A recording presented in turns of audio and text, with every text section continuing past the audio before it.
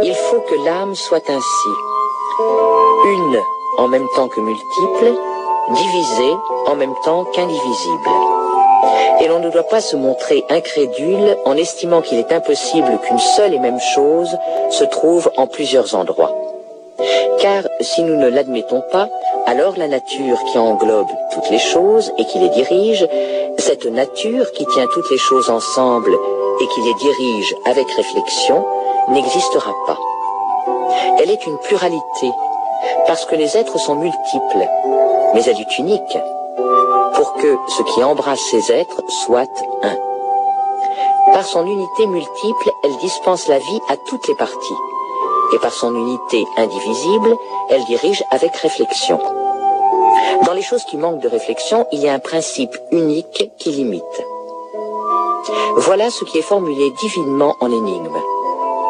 Entre la réalité indivisible et qui reste toujours la même, et la réalité divisible qui devient dans les corps, il forma par un mélange des deux premières une troisième sorte de réalité.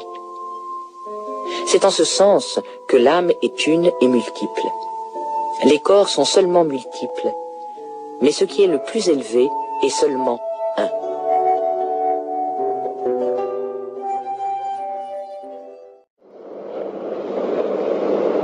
Fuyons vers notre patrie bien-aimée. Voilà le plus véridique conseil. Mais quelle fuite? Et comment gagner le large? Notre patrie, à nous, est celle-là d'où nous venons. Et là est le Père.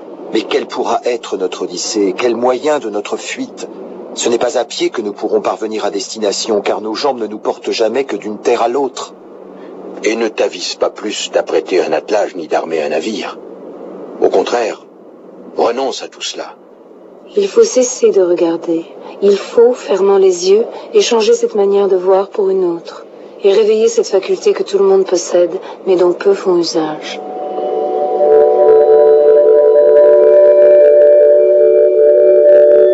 Ce que Plotin raconte, c'est l'histoire d'un voyageur immobile qui dessine, au gré de ses tribulations mentales, la hiérarchie entière du monde, de l'en-deçà jusqu'à l'au-delà. L'itinéraire se fait en 3 étapes. Au sommet, plus haut que tout et que la hauteur elle-même, au-dessus de l'être, par-delà le beau, le symétrique, le mouvement et le repos, se trouve l'un, que Plotin appelle encore le premier ou l'un bien. À la différence du Dieu de Descartes, qui, parce qu'il contient toutes les perfections, ne peut qu'exister, puisque l'inexistence serait une imperfection, eh bien, l'un de Plotin, c'est ce qui fait être, mais qui n'est pas lui-même, car le seul fait d'être serait déjà un affaiblissement, un caractère secondaire, une cicatrice dans sa plénitude. Autrement dit, si l'un était, il serait infiniment moins que ce qu'il est en n'étant pas, car être, ce n'est déjà plus assez. L'un, c'est l'au-delà au sens pur, qui ne désire rien car rien ne lui manque, qui excède tout ce qu'il engendre et qui engendre tout ce qui existe, comme le trop-plein, généreux, déborde et se répand alentour. Au-dessous de lui, le premier-né de cet automorphisme céleste et la deuxième étape de cet itinéraire s'appelle l'intellect. C'est le plus haut degré de l'existence, c'est le monde diaphane, des formes et des forces que Platon désignait déjà comme le monde intelligible et qui est toute beauté, transparence divine, perfection en acte. En deçà de l'intellect, troisième temps, s'ébat l'âme du monde, qui hérite de l'unité souveraine pour la distribuer dans le cosmos, jusqu'au vivant le plus infime, c'est-à-dire le plus matériel. En fait, Plotin décrit très exactement un univers, dans la mesure où toute chose procède de l'un et aspire à y retourner. De la même façon que 2 téléphériques se croisent parce qu'ils sont suspendus au même rouage, le mouvement de procession chez Plotin, qui descend de l'un pour aller jusqu'à la matière, eh bien, ce mouvement détermine celui simultané de conversion, qui incite chaque réalité, de la plus misérable à la plus noble, à se tourner vers son principe et à remonter jusqu'à lui. D'ailleurs, comment pourrions-nous nous élever si nous ne descendions pas? Comme la vague et le ressac, la procession, descente, et la conversion, remontée, sont les 2 mouvements dont palpite le monde. Dans le même temps que l'un produit l'intellect, qui produit l'âme du monde, qui répand la vie jusque dans la matière, eh bien les êtres matériels aspirent à coïncider avec l'âme du monde, qui voudrait s'unir à l'intellect, qui n'est qu'amour de l'un dont il est le fils aîné. En d'autres termes, le cosmos entier est travaillé par le désir nostalgique de l'unité qui lui donne le jour. C'est à comprendre et à entrevoir, plus qu'à expliquer cette étrange philosophie. Dès leur naissance, tous les hommes ont recours à la sensation avant l'intellect et ils rencontrent d'abord nécessairement les choses sensibles. Certains en restent là et pensent, leur vie durant, que les choses sensibles sont la réalité première et dernière.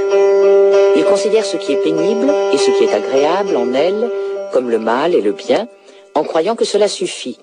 Et ils passent leur vie, on le sait, à poursuivre l'un et à éviter l'autre.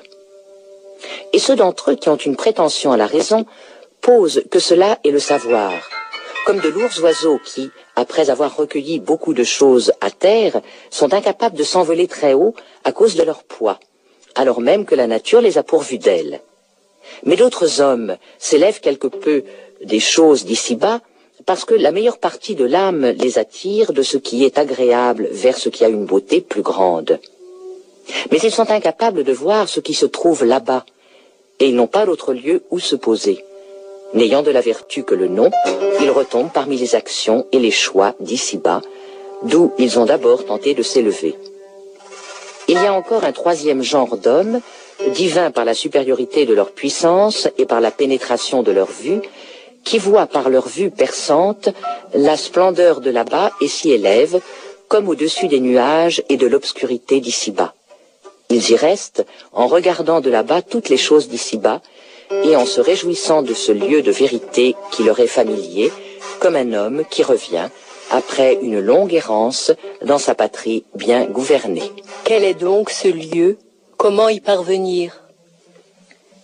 Seul pourra y parvenir celui qui, dès le début, est amoureux par nature et réellement philosophe par la disposition de son âme. En tant qu'amoureux, il souffre des douleurs de l'enfantement du beau et il ne s'en tient pas à la beauté dans les corps. Il s'enfuit vers les beautés de l'âme, les vertus, les sciences, les occupations et les lois. Il poursuit sa fuite vers la cause des beautés de l'âme, c'est-à-dire, encore une fois, vers ce qui peut-être la précède, jusqu'à ce qu'il parvienne, en dernier lieu, à ce qui est premier et qui est beau par lui-même. Une fois qu'il y est parvenu, sa souffrance cesse, pas avant.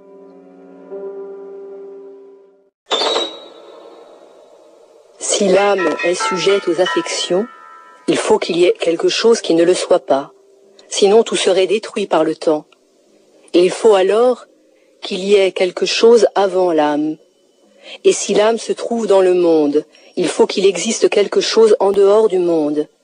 Et pour cette raison encore, quelque chose doit exister avant l'âme. Si en effet ce qui est dans le monde se trouve en un corps et en une matière, rien ne reste le même. De sorte que ni l'homme, ni aucune des raisons ne seront éternelles, ni ne resteront les mêmes. Que l'intellect doive donc exister avant l'âme, c'est ce que l'on peut conclure de ces arguments, comme de beaucoup d'autres. Souvent, m'éveillant de mon corps à moi-même, devenu extérieur à tout le reste, et intérieur à moi-même, contemplant une beauté merveilleuse, sûr alors d'appartenir au plus haut point au monde supérieur, ayant vécu la vie la plus noble, devenu identique au divin, m'étant fixé en lui, parvenu à cette activité suprême, établie au-dessus de toute autre réalité spirituelle. Quand après ce repos dans le divin, je retombe de l'intellect au raisonnement, je me demande comment j'ai pu jamais, et cette fois encore, descendre ainsi. Comment mon âme a pu jamais venir à l'intérieur d'un corps, si déjà, lorsqu'elle est dans un corps, elle est telle qu'elle m'est apparue.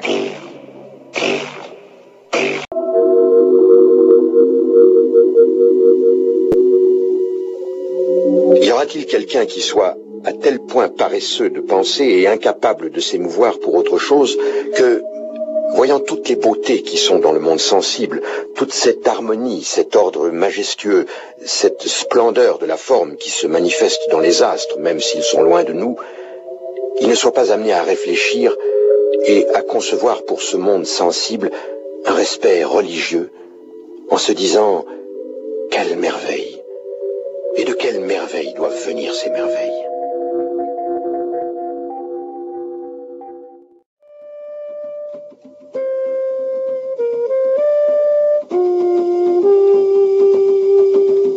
Dans cette philosophie philosophie où toute vertu consiste, ce sont les derniers mots de Plotin, à faire remonter ce qu'il y a de divin en soi à ce qu'il y a de divin dans l'univers, l'âme de l'homme est, dit-il, amphibie.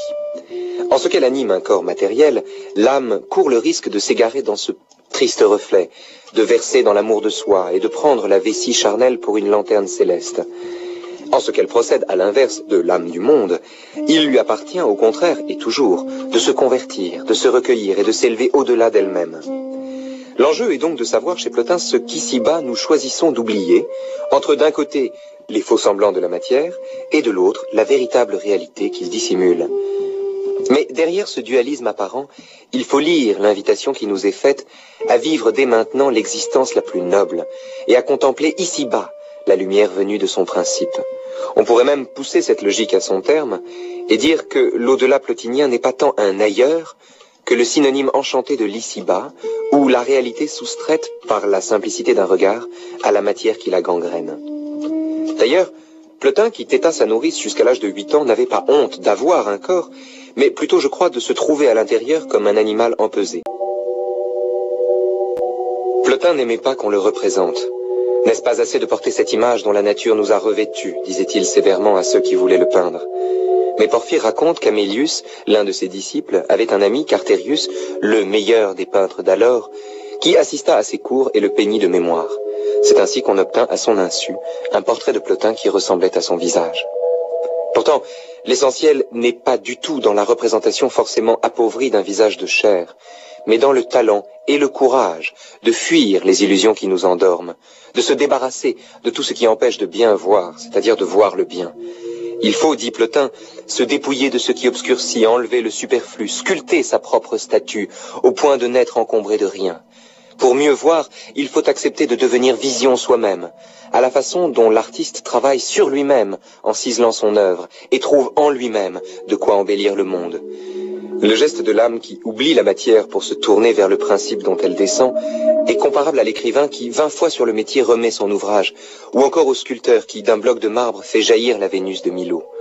À ce titre, Plotin est le philosophe des artistes, dont chaque œuvre est moins la reproduction stérile du réel qu'une authentique seconde naissance. Comment donc pourras-tu voir la sorte de beauté que possède l'âme bonne? Retourne en toi-même et vois. Et si tu ne vois pas encore ta propre beauté, fais comme le fabricant qui doit rendre une statue belle. Il enlève ceci, efface cela, polit et nettoie jusqu'à ce qu'une belle apparence se dégage de la statue. De même, pour toi, enlève le superflu, redresse ce qui est tordu, et purifiant tout ce qui est ténébreux, travaille à être resplendissant. Ne cesse de sculpter ta propre statue jusqu'à ce que brille en toi la splendeur divine de la vertu et que tu vois la tempérance qui siège sur son auguste trône. Si tu es devenu cela, et que tu te vois dans une telle disposition, alors tu es devenu pur. Et il n'y a plus aucun obstacle qui s'opposerait à devenir ainsi un. Tu n'as plus dans ton rapport à toi-même un autre élément qui se mélange à toi, mais tu seras devenu alors entièrement une unique et authentique lumière. Elle n'est pas mesurée par une grandeur ou un contour qui en limiterait l'éclat en l'amoindrissant, ou au contraire par son illimitation en pourrait augmenter l'ampleur.